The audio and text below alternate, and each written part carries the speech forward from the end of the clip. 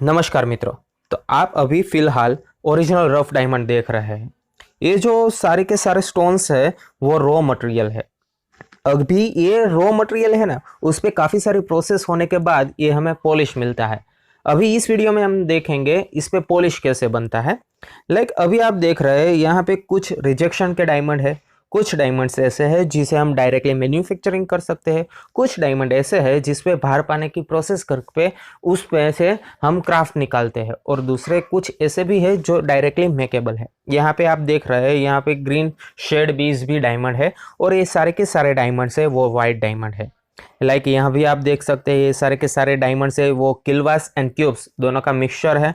आप देख सकते हैं यहाँ पे हमारे पास पिंक टाइप का भी एक डायमंड था। यहाँ पे अगर आपने यहाँ नोटिस किया होगा तो डायमंड के भीतर काफ़ी सारी इम्प्योरिटीज़ है जो हमें दिखाई दे रही है। डायमंड जो यहाँ आप देख रहे हैं उसमें कोई भी फेसेट हमने नहीं लगाया, इसीलिए इसे हम रो शेप यानी कि रो डायमंड कहते हैं। अभी इस पे जो प्रोसेस होती है सबसे पहले एसॉर्टमेंट होती है।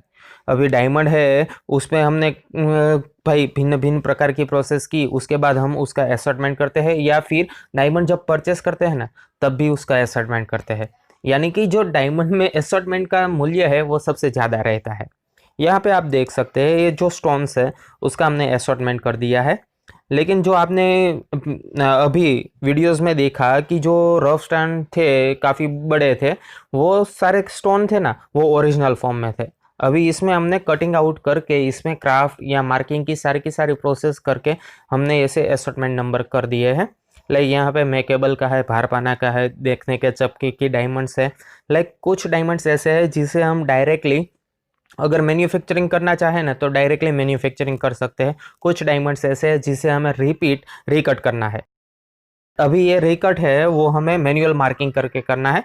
यहाँ पे आप देख सकते हैं हमने एक पेन ली है और डायमंड लिया है। अभी डायमंड में जो भी इम्प्योरिटीज़ है वो तो हमें निकालनी ही पड़ेगी, तो ही हमें ये जो डायमंड मिलता है वो क्लैरिटी वाइज मिलता है। यहाँ पे आप देख सकते हैं सबसे पहले डायमंड का एनालिसिस होता है। डायमंड के भीतर जो भी काफ़ी सारी इम्प्योरिटीज़ रहती है वो इम्प्योरिटीज़ क्या है उसको देखने के बाद उस पर हम ऐसे मैनुअल मार्किंग करते हैं। आप देख सकते हैं कैसे मैनुअल मार्किंग होती है। एक मैनुअल मार्किंग होने के बाद उसे आई ग्लास से हमें देखना पड़ता है, और उसके बाद हमें फाइनलाइज करना है कि डायमंड में जो हमने मार्किंग की वो परफेक्ट है या नहीं है, क्योंकि इसमें अलाइनमेंट का भी ध्यान रखना पड़ता है। जो आप मार्किंग करते हैं वो परफेक्ट राउंड शेप में ही होनी चाहिए। जो डायमंड आप निकालते हैं वो भी काफ़ी बढ़िया आपको डायमंड निकालना है, और उसका वेट भी आपको खींचना है, और उसकी क्लैरिटी भी आपको देखनी है। तो उस हिसाब से हम ये डायमंड से उसका मैनुअल मार्किंग कर सकते हैं।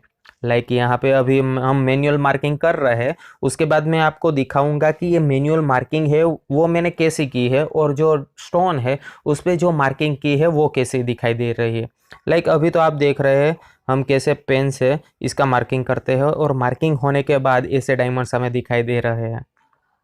यहाँ पे आप देख सकते हैं डायमंड हमें कैसे दिखाई दे रहे हैं।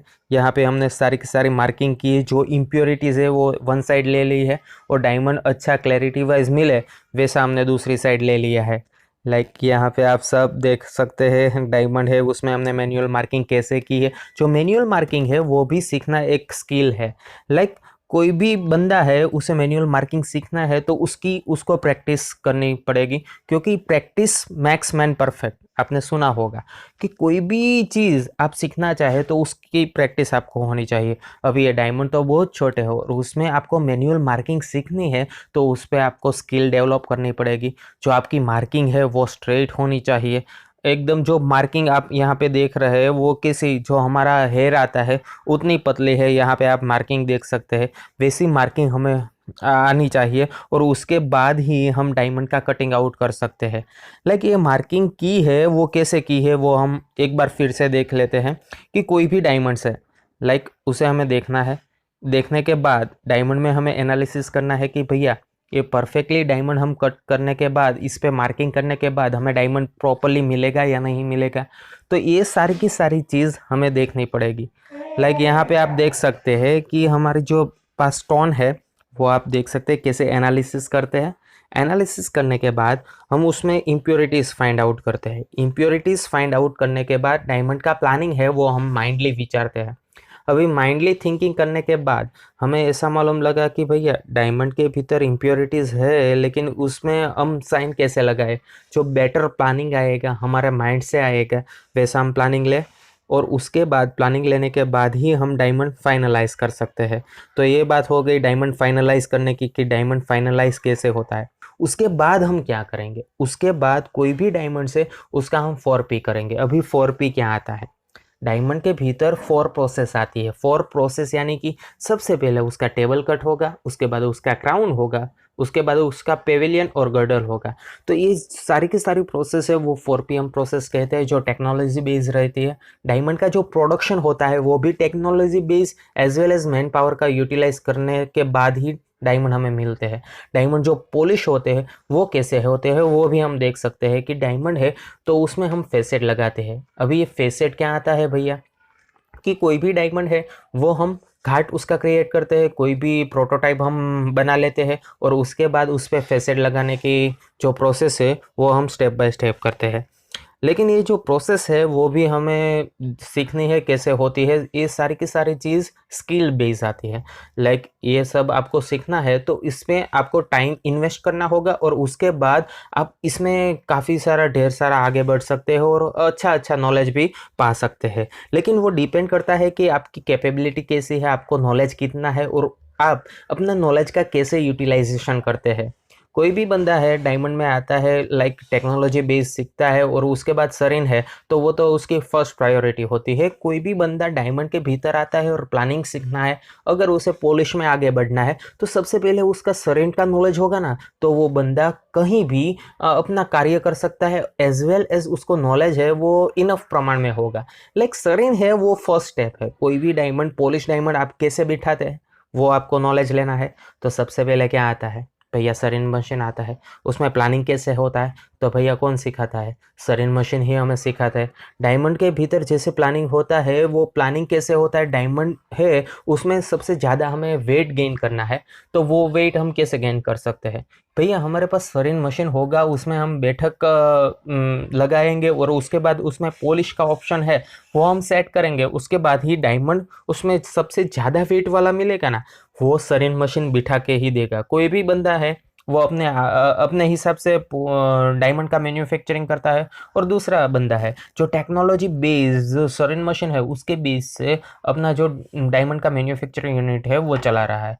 तो ऑब्वियसली इसमें जो टेक्नोलॉजी का यूज़ करेगा वो ही परफेक्ट रिजल्ट पाएगा और जो बंदा ऐसे ही अपने दिमाग से यूज़ करेगा वो ऑब्वियसली टेक्नोलॉजी से आगे नहीं बढ़ सकता। क्योंकि टेक्नोलॉजी है वो हमें प्रोवाइड करती है कि भैया सबसे ज़्यादा वेट गेन करना है तो आपको यही प्लान लेना है और उसमें भी हमारा दिमाग तेज चलना चाहिए। क्योंकि कुछ मशीन्स ऐसे आते हैं जो हमें भाई टोटली डायमंड का प्लानिंग भी करके देते हैं, लेकिन जो मशीन बनाए है वो हमने ही बनाया है, लेकिन मशीन को सारा का सारा नॉलेज नहीं होगा। जो हम इनपुट करेंगे वही वो हमें रिजल्ट देके देगा।